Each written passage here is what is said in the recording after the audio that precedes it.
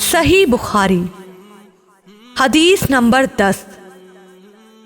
ہم سے آدم بن ابی ایاس نے یہ حدیث بیان کی، ان کو شعبے نے، وہ عبداللہ بن ابی الصفر اور اسماعیل سے روایت کرتے ہیں، وہ دونوں شعبی سے نقل کرتے ہیں۔ انہوں نے عبداللہ بن عمرو بن عاص رضی اللہ تعالی عنہ سے، وہ نبی کریم صلی اللہ علیہ وآلہ وسلم سے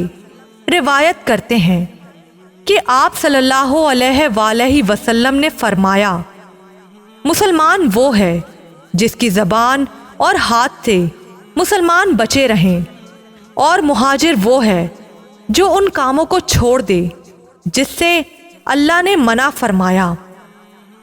ابو عبداللہ امام بخاری رحمت اللہ نے فرمایا، اور ابو معاویہ نے،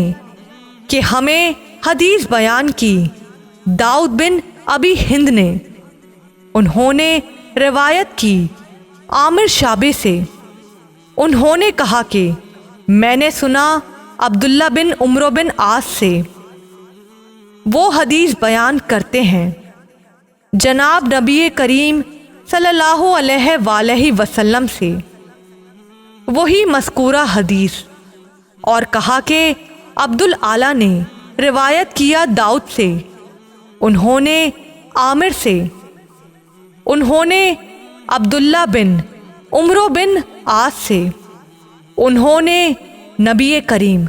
صلی اللہ علیہ وآلہ وسلم سے۔